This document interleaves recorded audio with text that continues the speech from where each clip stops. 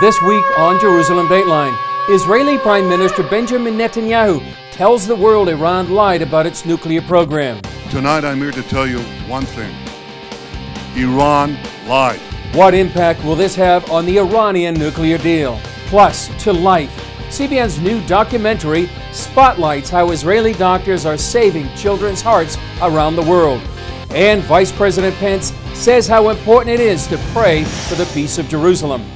Hello and welcome to this edition of Jerusalem Dateline. I'm Chris Mitchell. President Donald Trump faces a May 12 deadline to certify the Iranian nuclear deal. Ahead of that deadline, Israeli Prime Minister Benjamin Netanyahu provided the president a powerful argument to leave the deal when he made a dramatic presentation that showed evidence Iran has maintained a secret nuclear program for years. Well, tonight I'm here to tell you one thing. Iran lied. In a well-planned primetime expose, Netanyahu unveiled thousands of files and documents taken straight from Iran's secret atomic archives. We've known for years that Iran had a secret nuclear weapons program called Project Ahmad. We can now prove that Project Ahmad was a comprehensive program to design, build, and test nuclear weapons. Netanyahu said the plan sought to put nuclear bombs on ballistic missiles. Then, after signing the nuclear deal in 2015, Iran hid its nuclear files. Even after the deal, Iran continued to preserve and expand its nuclear weapons know-how for future use. Why would a terrorist regime hide and meticulously catalog its secret nuclear files if not to use them at a later date? At a Rose Garden press conference moments after Netanyahu's revelations, President Trump addressed the nuclear agreement's upcoming May 12 deadline, when he must certify to Congress Iran is in compliance of the deal. We'll see what happens. I'm not telling you what I'm doing, but a lot of people think they know. And on or before the 12th, we'll make a decision. That doesn't mean we won't negotiate a real agreement. After Trump's comments and Netanyahu's presentation, Iranian Foreign Minister Javad Zarif tweeted, "President Trump is jumping on a rehash of old allegations already dealt with by the IAEA to nix the deal. How convenient. Coordinated timing of alleged revelations by the boy who cries wolf just days before May 12." Netanyahu said the U.S. verified the documents, and Israel plans to share the information with France, Germany, and the International Atomic Energy Agency. So here's the bottom line. Iran continues to lie. Just last week, Zarif said this. We never wanted to produce a bomb. Again? We never wanted to produce a bomb. Yes, you did. Yes, you do. And the Atomic Archive proves it. Netanyahu then called on the U.S. to take the lead. And in a few days' time, President Trump will make his decision on what to do with the nuclear deal. I'm sure he'll do the right thing. The right thing for the United States, the right thing for Israel, and the right thing for the peace of the world. After Netanyahu's presentation, we discussed the Iranian nuclear program with former Israeli ambassador to the United Nations, Dori Gold.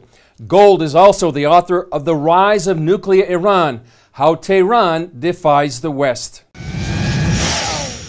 Ambassador Gold, great to be with you on CBN News again. Likewise. Prime Minister Netanyahu really, I would say, stunned the world in many ways. What was your reaction to his presentation? What Prime Minister Netanyahu did was he authenticated our suspicions.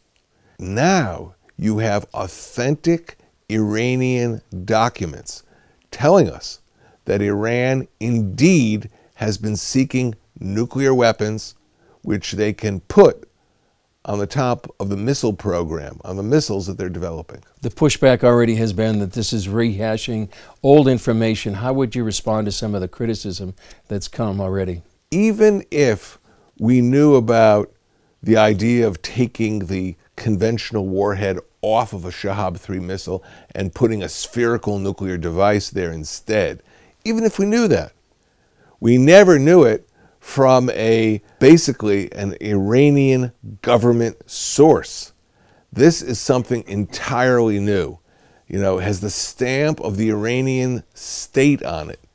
And having that basically allows us to know what we're dealing with. There's a countdown right now to May 12th when President Trump will decide to decertify or certify the nuclear deal. How would you think is the best way to address the Iranian nuclear deal right now? Well, I think the whole Iranian nuclear deal has been built on fabrications. And it's better to negotiate after you've established a baseline of truth. Basically, that's what's happening with North Korea.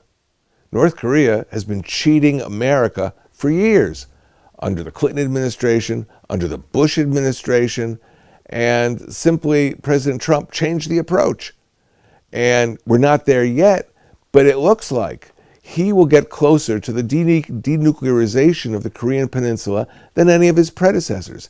If he manages to do that, that shows how to negotiate with a rogue state. And I think the lessons of North Korea should be applied to the Iranian case as well. Do you see that there is any growing conflict right now between Iran and Israel? For example, it's reported that Israel attacked an Iranian facility inside Syria the other day. What do you know about that? And do you think there's a growing sense that Israel and Iran are on a collision course? Well, Iran is not next door to us. Iran's, what, 1,300 kilometers away, roughly speaking. So Iran, because it wants to attack Israel, wants to bring its forces right up to our borders. Well, how do they do that? They've got to find a country that shares a border with Israel and build bases there and deploy forces there. That is exactly what they're doing at present. And Israel is saying, you know what? We will not allow anyone, or we will specifically not allow Iran to convert Syria into a satellite state with forward Iranian positions right up against the Israeli border.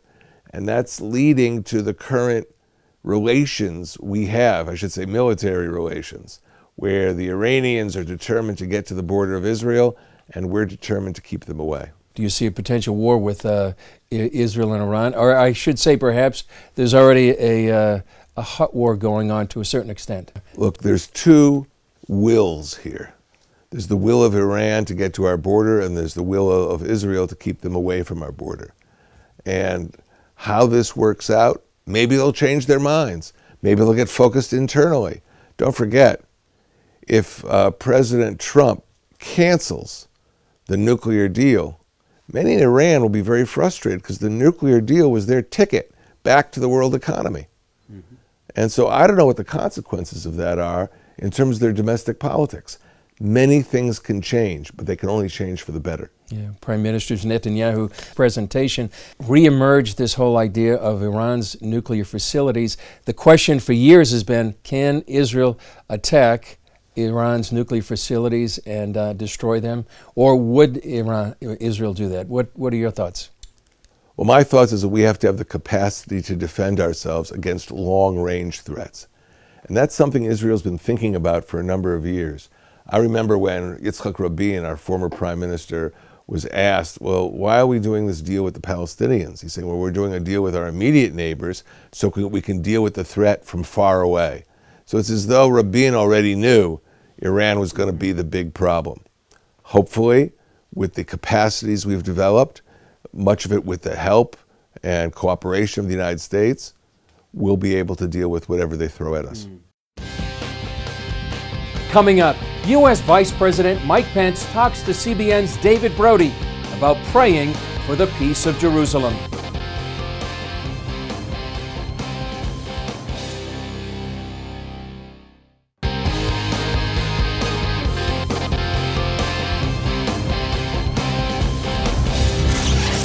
The danger of Iran makes it even more important, many believe, to pray for the peace of Jerusalem. And that includes U.S. Vice President Mike Pence, who spoke with CBN's David Brody on the National Day of Prayer in the United States. Mr. Vice President, thanks for doing this, for being here with us. We appreciate it. You bet, David. Good to have you here on the National Day of Prayer. Yeah, what a wonderful day. Let me ask you about the National Day of Prayer and this White House initiative, this faith initiative. Explain it a little bit to me exactly. And also, it took a year. I mean, it didn't come out a year ago. Why the delay on that? Well, I think what the American people have learned in the last 15 months is that people of faith all across this nation have a champion in President Donald Trump. A year ago, he said we were a nation of faith. And he took action last year to make sure that the federal government never imposed on the religious liberty of Americans, like in cases like the Little Sisters of the Poor. But this year, the president signed an executive order in the Rose Garden, David, that establishes a policy initiative within the White House that puts faith really at the center of policy development. You know, virtually every agency has a faith-based office that sees to the impact on communities of all types of faith in this country, of various agency efforts. But this is really about making sure that as we develop policies for the country, that we're always making room for those unalienable rights, the free exercise of religion that Americans cherish. Let me ask you, we have obviously just a few minutes, so Jerusalem, which you can talk about, I know, you can talk about a while. Many Christians praying for the peace of Jerusalem. What about the embassy? Will you or the president go over to the embassy May 14th when it opens in Jerusalem? And what about Netanyahu specifically about what he said the other day about Iran lying about their nuclear weapons program? Do you believe that? Well, first, the United States has confirmed the authenticity of the materials that Israel obtained that prove that despite what Iran said for years that they had never attempted to develop a nuclear weapon, clearly here are volumes of evidence that prove that Iran was in a headlong rush up into and past the beginning of the 21st century to develop a nuclear weapon. And that is obviously going to color our evaluation of the Iran nuclear deal. The president has a decision to make, but we're grateful for the efforts of our cherished ally Israel in bringing this information before the world during this time. But I have to tell you, there's many decisions that President Trump has made since we took office. But I don't know, David, that I've been more proud to see this president do what successive administrations had promised for more than 2 decades, when he recognized Jerusalem as the capital of Israel and announced that we were moving the United States embassy there. I know construction is underway. I just saw some good photographs of some of the finishing touches being put on. Want to see him in person? And you know, we had the privilege of being in Jerusalem earlier this year. I had the honor of speaking before the Knesset and speaking about that strong bond between the people of the United States and the Jewish state of Israel. We're all finalizing plans about the American delegation. We'll have announcements about that in the days ahead. But when we open the American embassy in Jerusalem, we will, in a very real sense, end this historic fiction. We'll embrace reality, and President Trump and I both believe that in doing that, that peace in the region becomes more possible once we confirm that we stand with Israel, we stand with Jerusalem as her capital, and now we can move on to see if there's a way forward to end years of conflict in the region. Palestinian President Mahmoud Abbas apologized for his comments at a major Palestinian meeting when he blamed the Jews for the Holocaust.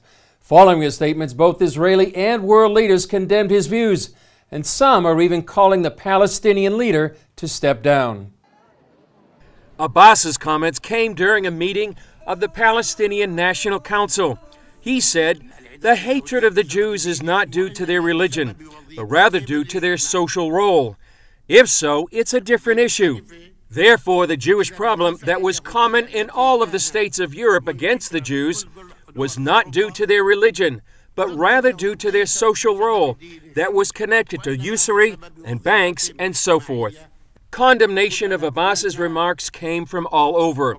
Yad Vashem, Israel's Holocaust memorial, forcefully condemned Abbas for blaming the Holocaust not on anti-Semitism, but for social behavior of Jews who dealt in loans and banking.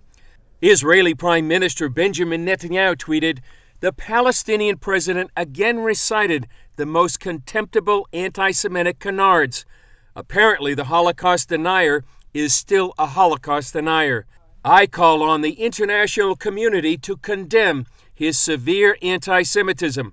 The time has come for it to pass from the world." Even the New York Times called for Abbas to step down. In an editorial entitled, "Let Abbas's vile words be his last as Palestinian leader," the paper said, Mr. Abbas's vile speech was a new low, and by succumbing to such dark, corrosive instincts, he showed that it is time for him to leave office. Whether Abbas leaves office remains to be seen. Despite his comments, the Palestinian National Council re-elected Abbas to a new term as chairman of the PLO. Up next, To Life. CBN's new documentary shows how Israeli doctors are saving children, one heart at a time.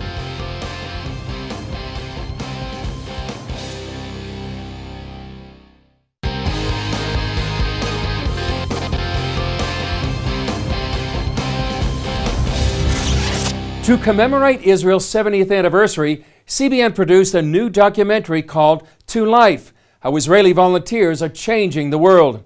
Take a look at how Israeli doctors are saving the lives of children with life-threatening heart conditions and changing hearts along the way.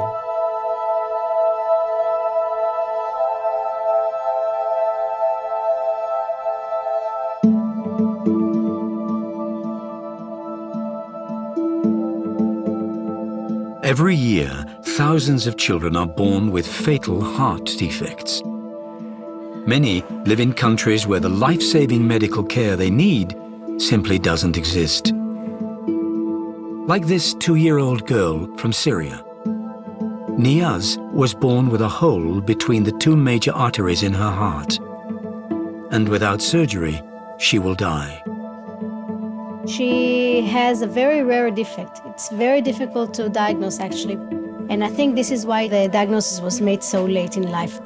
This is a diagnosis usually made just after birth and should be treated within the first few weeks or few months of life. Niaz's condition went undiagnosed because she and her family live in a Syrian refugee camp. Her mother has risked everything to find people who can save her daughter's life. She made the difficult journey through Syria, Iraq, and Jordan, then handed her daughter to the only people who were willing to help her. People she had been told are her enemies. I was afraid to come to Israel at first, but the most important issue was my daughter's health. It was more important for her to receive the care she needs.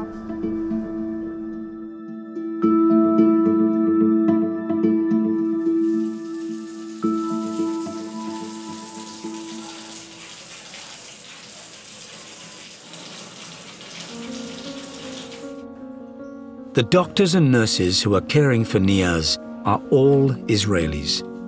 They work for an organization called Save a Child's Heart, and their mission is to provide free surgery for children with fatal heart conditions.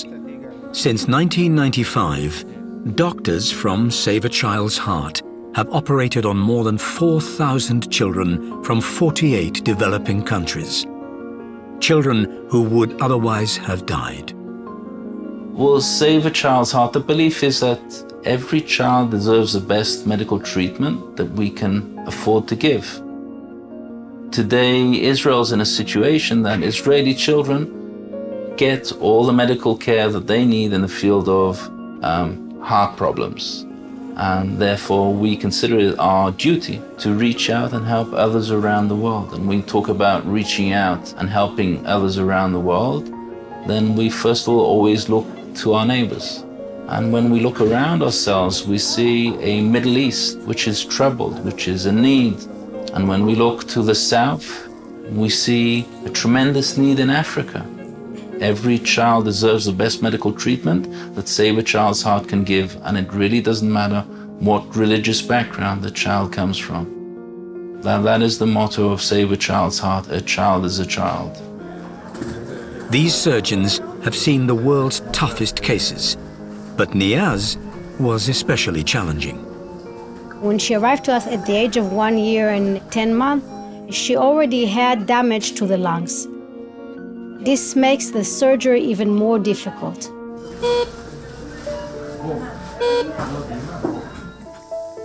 The surgery took several hours, and afterwards, Niaz needed several days of follow-up care. What we saw in the echo following surgery is, although she came late, The results were amazing, and she will have a normal life. She can do sports, she can get married and have children, she can go to university first, she can become a doctor, whatever. Her prognosis right now is that of a normal child. She would have died in infancy. Not in adolescence or an adult, she would have died in infancy. We took a child with no prognosis and we turned her into a healthy child. This is what medicine is all about. Knowing that nobody else would do it and the patient will die if we will not be doing the surgeries, and to see the patients recovering, it's beyond any description. Niaz and her mother returned to Syria with a new view of their neighbors to the south. Now that my daughter has had her surgery, I feel very blessed and at peace. The people here in the hospital and in Israel have been so good to me. When I get home, I will tell everyone how much the Israelis helped us and took care of my daughter. Coming up, see how not only one Syrian child, but children from around the world are being touched by Israeli doctors when we come back.